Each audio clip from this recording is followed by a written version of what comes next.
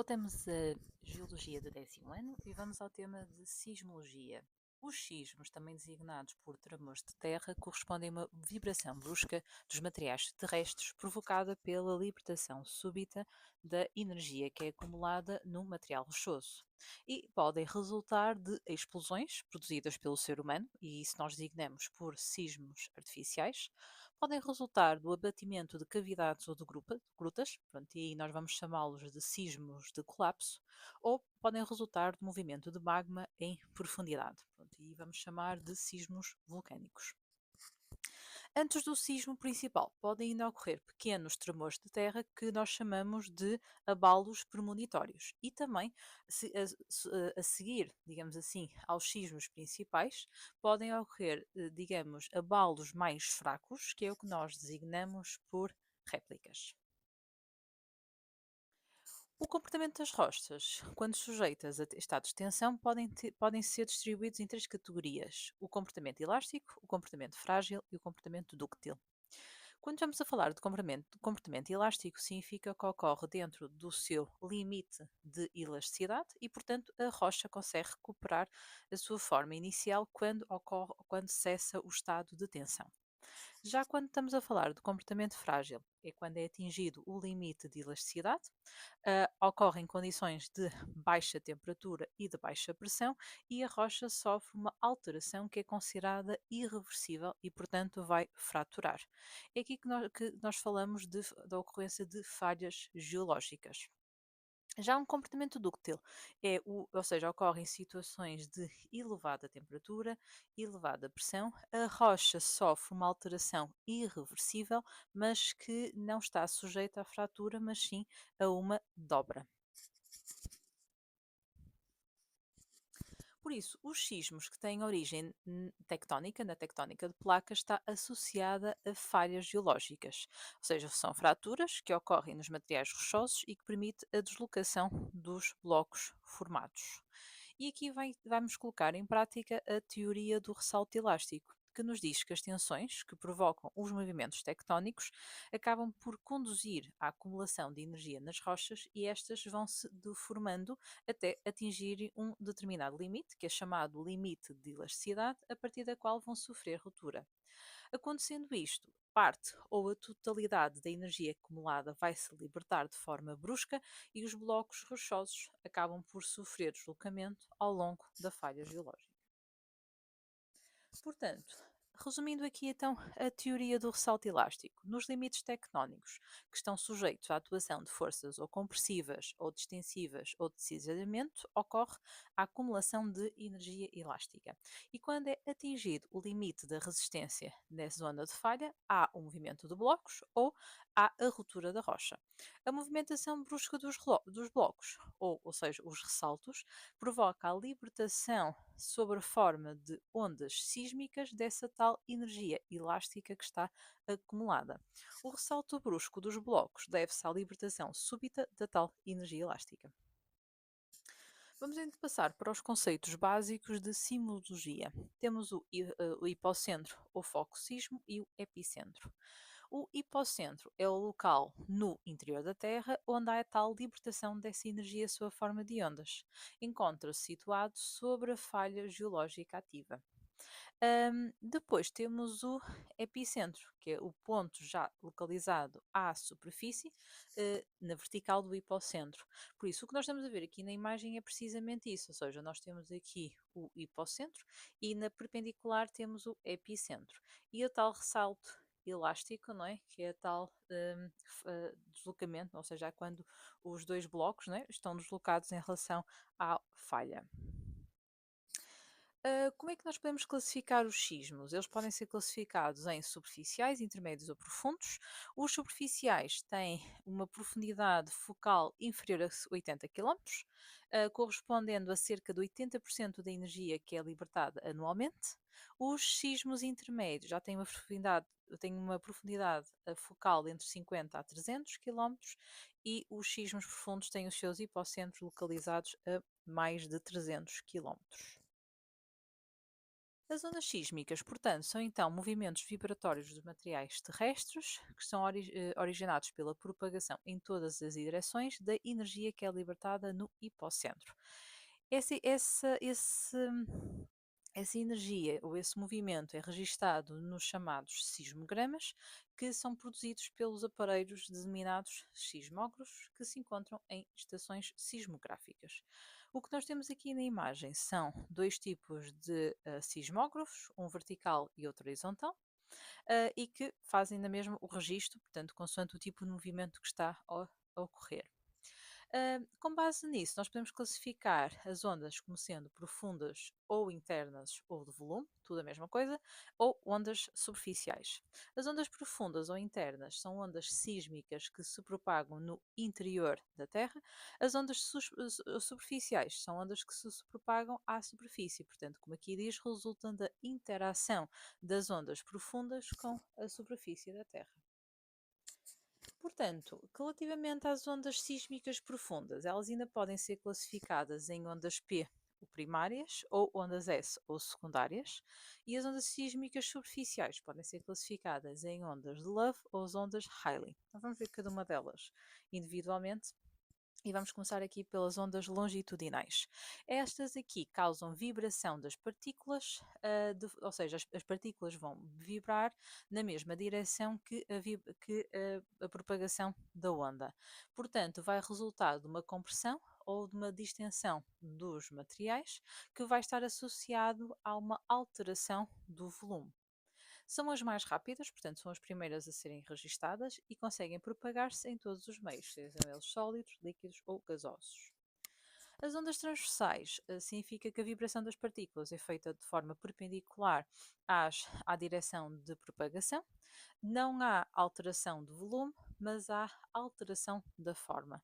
Propagam-se com uma menor velocidade em comparação com as ondas P, portanto são sempre as segundas a serem registadas. E neste caso só se propagam nos sólidos. As ondas superficiais, que são as ondas longas, podem então ser ondas Love ou ondas Rayleigh.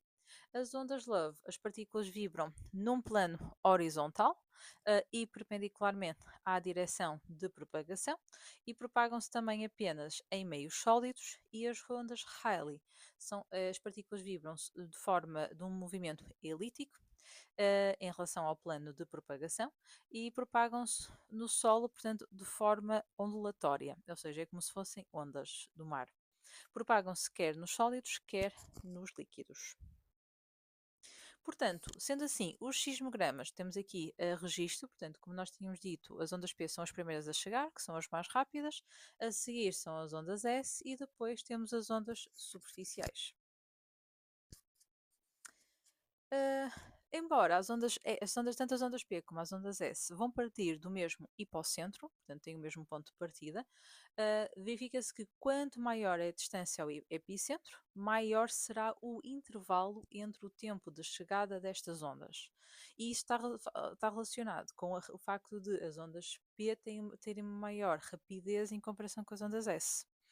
E com base neste atraso, nós conseguimos analisar o sismograma e calcular a distância ao epicentro, que é designada por distância epicentral.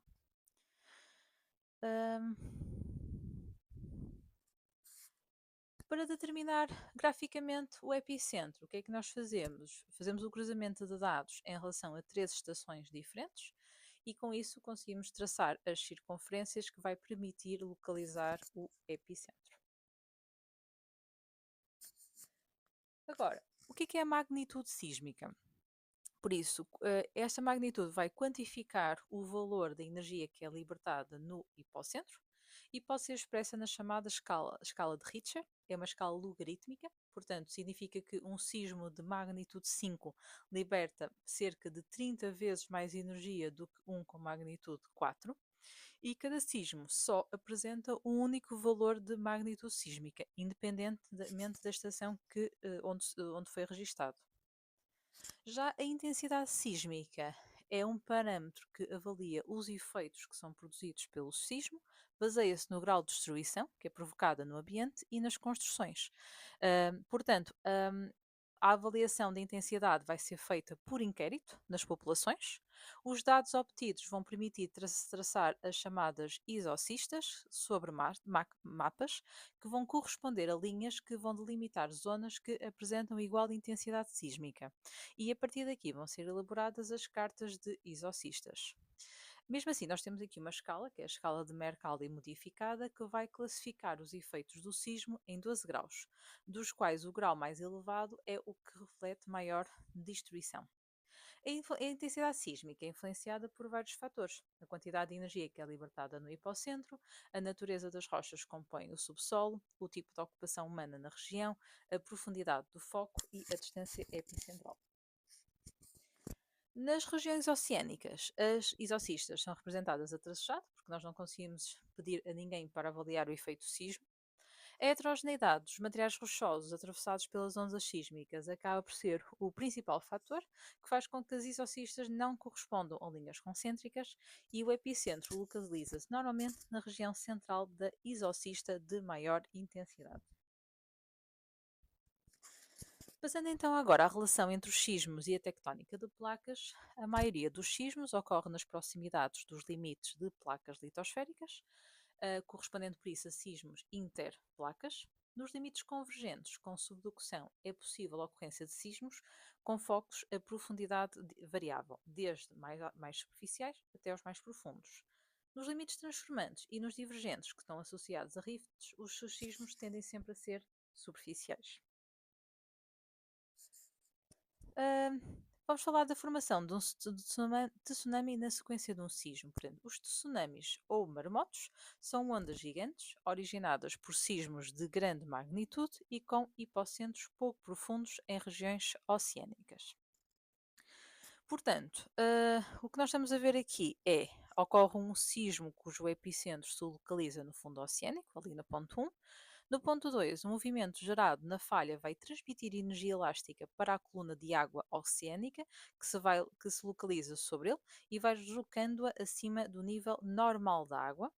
E devido à força da gravidade, a coluna da água acaba por descer, permite que a energia se propague na horizontal sob a forma de ondas que se vão deslocar a grande velocidade no oceano. Depois, a aproximação do tsunami pode provocar um recuo acentuado da linha de costa e próximo da costa, e à medida que a profundidade diminui, as ondas diminuem a sua velocidade, mas aumentam de amplitude.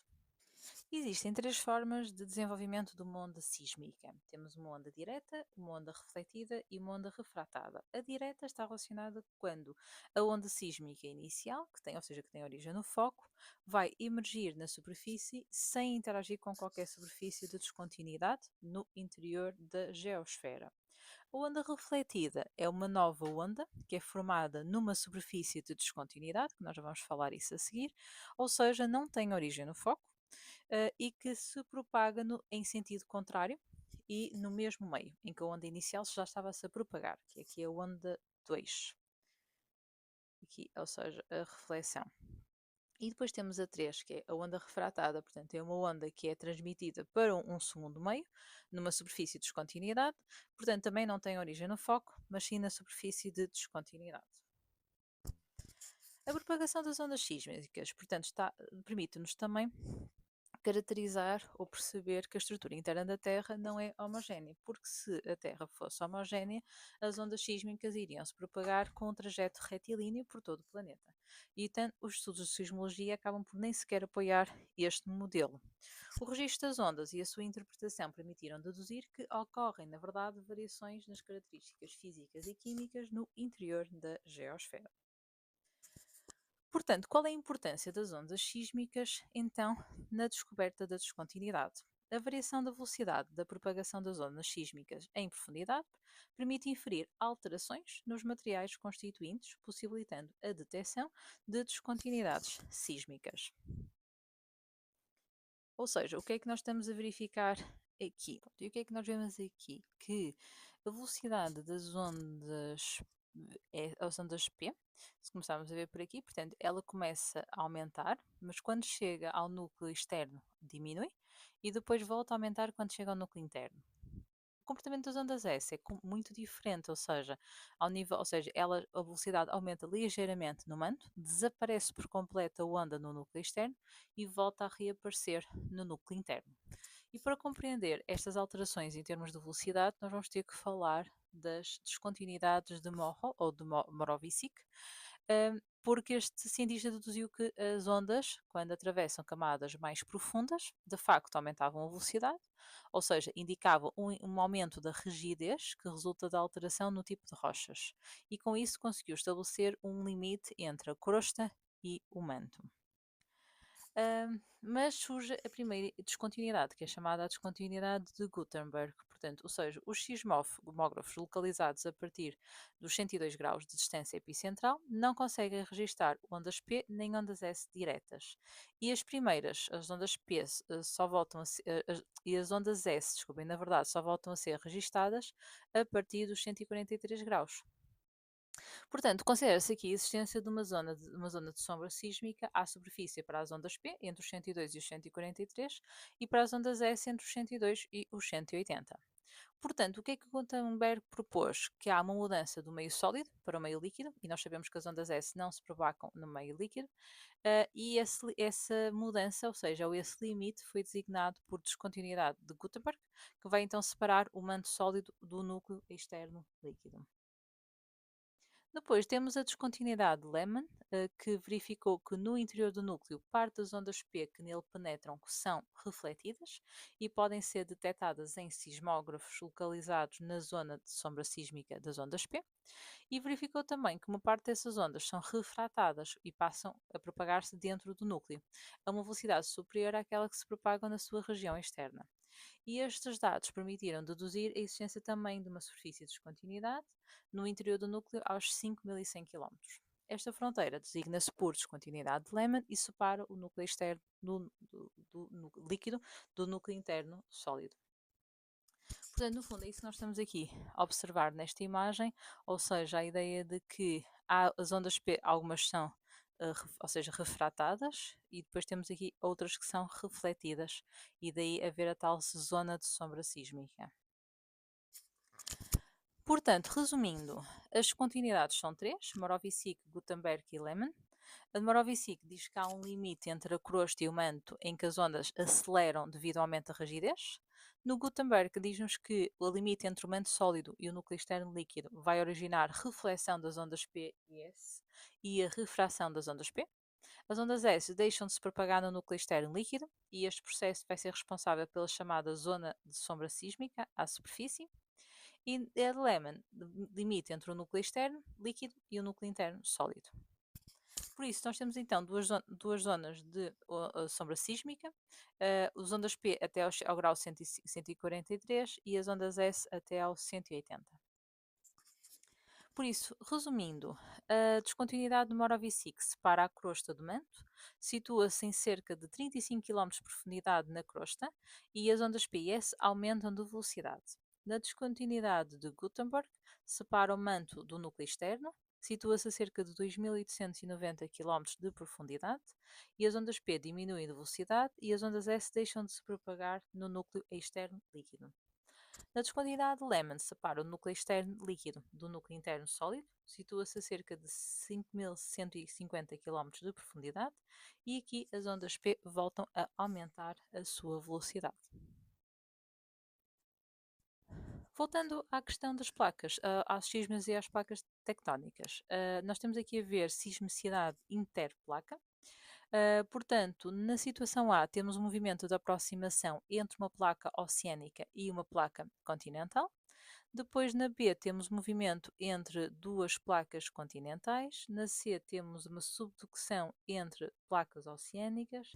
Na D, temos movimento de afastamento das placas oceânicas. Na E, temos movimento de afastamento de placas continentais. E na F, temos um movimento de horizontal entre placas.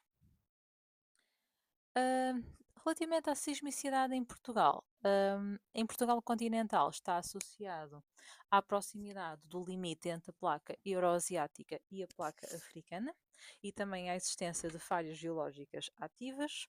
É mais elevada a nível do sul. No arquipélago dos Açores Está associada à existência de limites entre a placa euroasiática, placa africana e placa norte-americana, onde há rifts e muitas falhas geológicas ativas e é muito elevada neste território. Já no arquipélago da Madeira tem poucos valores muito reduzidos. Em termos de minimização do risco sísmico, há perigos associados à frequência de sismos. Os danos é a formação de fendas do solo, colapso de edifícios, vítimas mortais, falha de eletricidade, destruição da rede de água, esgotos e gás, incêndios, por aí fora. E depois temos medidas que podem minimizar os riscos, que é a identificação das zonas de risco, identificação das falhas ativas, monitorização das principais falhas sismogénicas, levantamento das edificações e avaliação do seu risco, reabilitação e substituição das edificações fragilizadas ou desprotegidas e aplicação de normas de construção sismo-resistente no parque a edificar